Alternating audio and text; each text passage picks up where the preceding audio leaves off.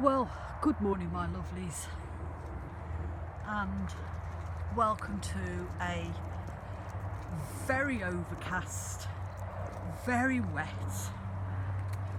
and by Jiminy Crickets, a very cold Sunday morning.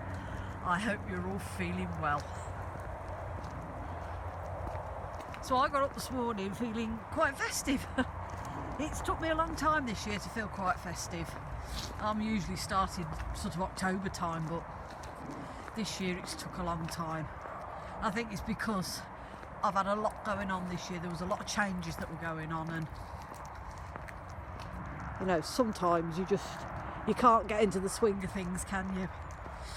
But last night, or yesterday afternoon, me and my daughter put the Christmas decorations up while the lads were at work, and the tree's up in the living room with all the ornaments, and we've decorated the hall.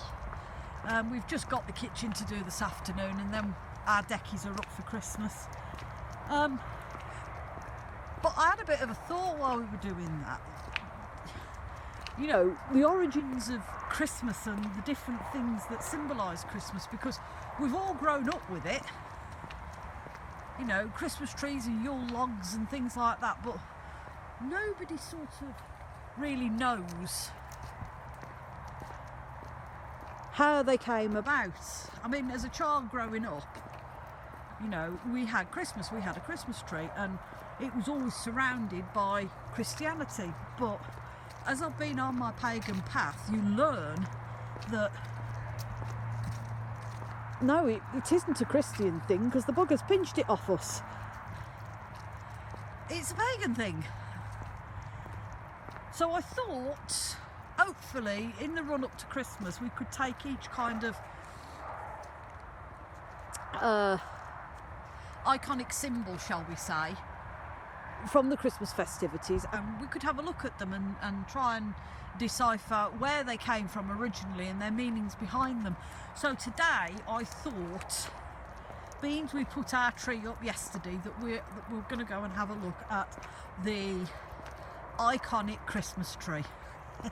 So I've got my notes so I don't forget.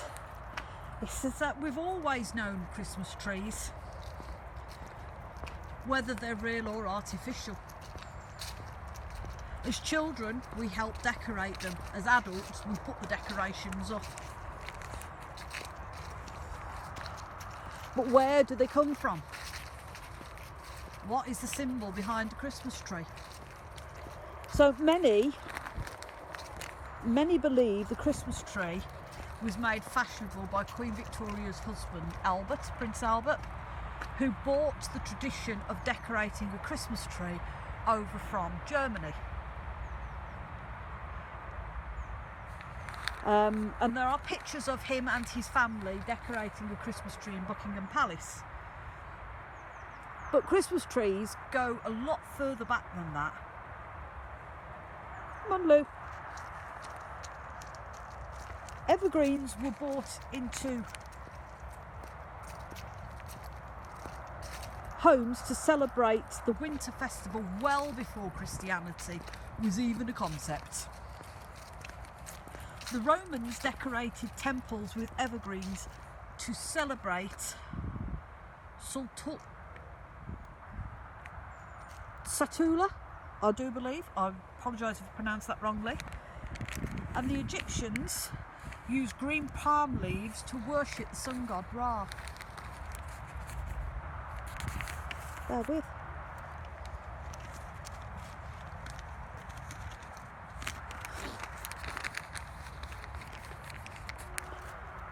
But it's thought that our pagan ancestors used evergreens and foliage to help celebrate the fertility and the new life within the darkness of winter.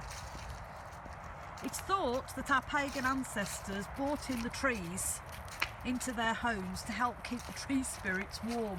I think that's such a cute idea. I really do. All these little tree spirits living in the trees, and our pagan ancestors bring them in to keep them warm, to keep them happy.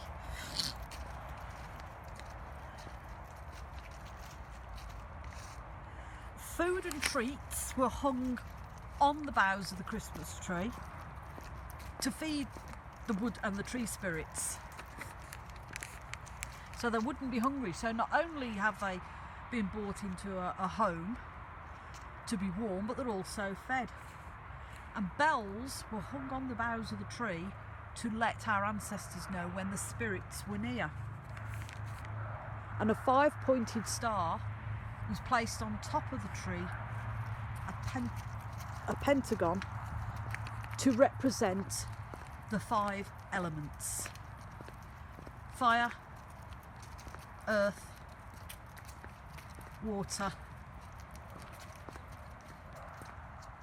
and shame on me, I forgot the other one. But it's thought that during the long winter months, you know, when we've had the winter solstice, and everything's died back, and it's cold and it's dark and it's bloody miserable, it's thought that our ancestors decorated the home with greenery to try and bring a bit of joy into their life. You know, because everything's all bleak and boring, so the bit of evergreen that they got, you know, holly, ivy, things like that, Christmas trees, were brought into the home to try and brighten up their days during the long, cold winter months. It was also thought that they brought them into their homes to try and bring the sun back, bring the warmth back and the light back into their lives, to appease the spirits, sun gods, whoever they worshipped. So Christmas trees are a pagan thing. They're not by any means a Christian thing. They're not a Christian symbol or any kind of religious symbol. They are a pagan tradition, same as evergreens, and it's something that we've carried on through centuries and centuries that have been passed down from family to family. But along the way its meaning had been lost as to why we did it. Now we know. So lovelies, on this rather nippy, wet and bleak Sunday morning, we're going to go home for a cup of tea and we're going to decorate the kitchen. We're going to put our Christmas tree up in the kitchen. So from me and Miss Wu, hello baby girl,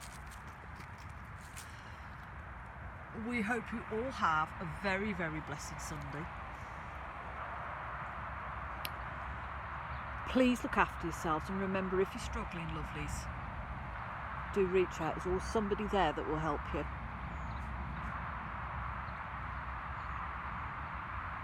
Look after one another, and if nothing else in this world, lovelies, please be kind, because you don't know what that person's going through that stood next to you.